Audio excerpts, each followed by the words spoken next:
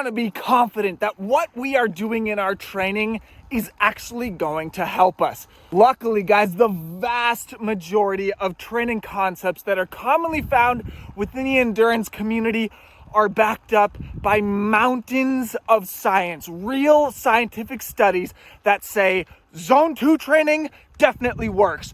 We did this study and blah, blah, blah, found all this crazy stuff, and this stuff really works. VO2 training, we did this study on these bunch of people, and we found that this, after 3 weeks of blah, blah, blah, VO2 training definitely freaking works. Great, so I'm gonna do VO2 and I know it's gonna work. But guys, the weirdest thing is that there's a training method that has become so common.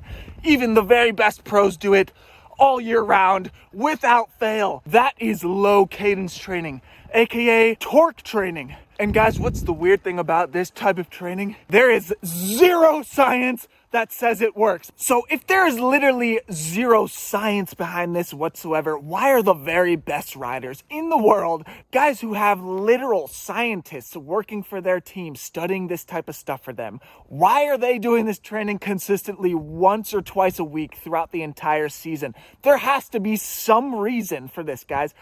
I'm going to go into it, why I, as a pro rider, do this training, the benefits that I feel, how I am doing it, why I'm doing it, and should you guys be doing it as well. So what is low cadence training, guys? Well, basically, it's quite simple. It's obviously when you put your bike in a low gear and you grind around, usually between 50 and 60 revolutions per minute. How did this all come about, guys? Basically, the theory was born when people started thinking, I feel like I need to go to the gym, but I don't want to go to the gym. So what am I going to do? I'm just going to do my strength training work on the bike. Just put it in a low gear, because we all know that when you ride a low gear, it taxes those muscles. You can feel a totally different muscular fatigue in those legs.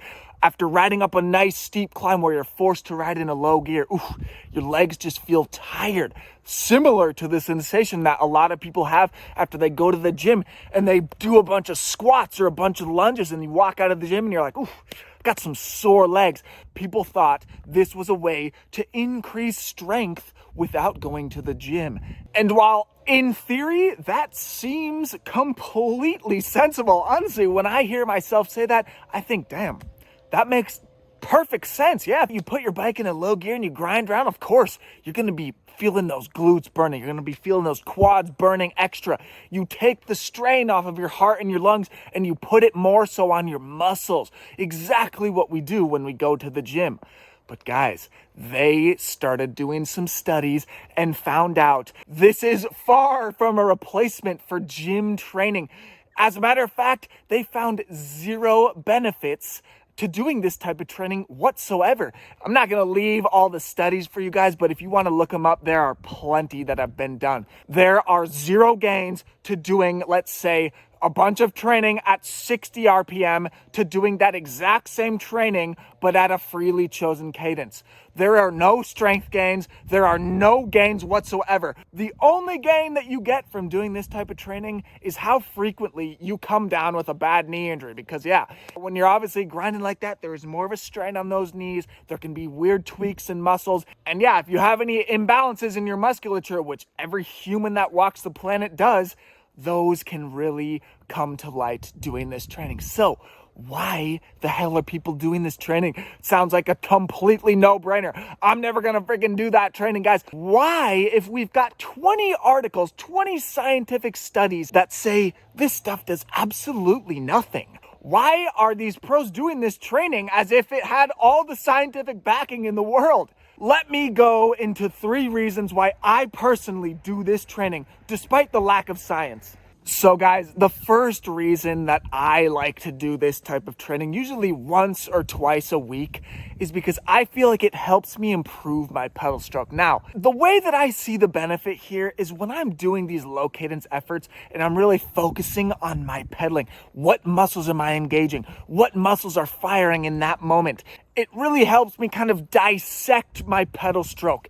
Put it into different phases. Okay, the down phase. I'm really pushing hard with my glute here. Make sure your glute is firing fully. Or I can think, okay, I want to really isolate this movement where I'm pulling up with my hamstring a bit. Make sure that I kind of ingrain that into my brain a bit. And then I can really mentally focus. Whereas if I'm pedaling faster, it's kind of just, who knows what's happening. It's very difficult to isolate when each muscle is firing when I'm pedaling at a higher cadence. So I like to kind of do it for that reason. Really focus on those different phases of the pedal stroke. The second reason that I like to do this training is when we do a race, guys, obviously our legs are getting more and more fatigued. Every mile that we do in that race, there's more and more fatigue. A lot of this sensation of fatigue comes from the fact that we're doing a lot of neuromuscular efforts, a lot of those mini accelerations, a lot of that muscular fatigue. And by the end of the race, man, our legs are just aching with fatigue. They feel zapped muscularly. Using low cadence training, I'm able to go out, do a couple of low cadence efforts, let's say 3 by 10 minute efforts, where I'm riding at not a crazy power, but I'm riding at a low cadence that fatigues my legs, and it leaves me with a sensation of, oof, man, my legs are tired, my muscles are tired. So how do I use it? It's a great way to practice riding when you have that sensation of fatigue in the legs. That same feeling that we are going to have when we are in the race after 2 hours or 3 hours of racing, our legs are fatigued. I can easily go out and simulate that sensation using this low cadence training. I can go out and do some hard VO2 efforts when my legs are already feeling nice and tired, nice and zapped, which is going to simulate and help me get used to that mental sensation of what it's going to feel like in the race when I need to do a really hard effort and my legs are already fatigued. Developing that mental callus. Getting used to being uncomfortable, to that feeling of having legs that are uncomfortable and tired, and then being forced to go out and do a hard effort, which is what we're going to do in the race. And the third reason why I do this type of training, and I think this is applicable to a lot of pro riders, guys, is straight up the sensation that it gives us. Who gives a shit what the science says? This is a sport where sensation rules. Every single rider is so individual. There are people that for whatever reason, science cannot explain this, but for whatever reason, they feel amazing doing certain types of training. Low cadence can be one of them. I know guys that say, I don't really know why, but literally, after I do a shitload of low cadence work for a few weeks, I just feel great on the bike. Who knows why? After I do a good training block where I'm focusing on doing this once or twice a week, I just feel good. I don't know why. It's just that sensation that my body gets. Could it be placebo? Maybe. Science can't explain why some people respond super well to doing a weird combo of sprints, and you do that same combo of sprints and you feel horrible, even though the science says that you probably should feel good doing that. There's a lot of stuff in this sport that is just straight up unexplainable. You might be one of those riders, you do low cadence and it makes you feel tired, zapped. Don't do it. You might be a rider where you do the training and it feels amazing and you feel like you're just smashing the pedals and you feel amazing. So then you got to do it. It's up to you. It's about experimenting, seeing how this type of training lands on your body. And if it works well with you, then you got to start doing it. Now, who should not do low cadence training, guys? Obviously, anyone who has ever had any knee problems, any weird sensations. Are you the type of person that when they go out and do a bunch of climbing, they're just sore, the knees are sore, you maybe have some weird twinges? Big time careful with this type of training, guys. Did you just get a new bike yesterday or have a bike fit done yesterday and it's a totally foreign, completely new position?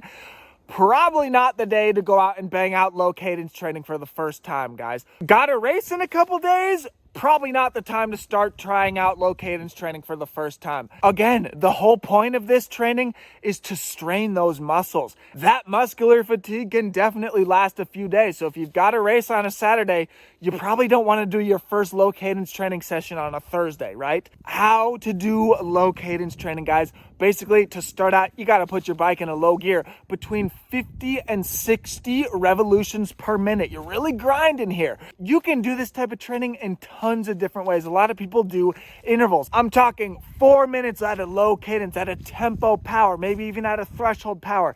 You can do longer intervals, tons of different ways to break this up. One suggestion that I like to do, guys, is give yourself a deloading phase. Instead of doing a 20-minute climb where you go out and you ride at 50 RPMs for 25 minutes, give your body a couple little intermittent breathers during that period.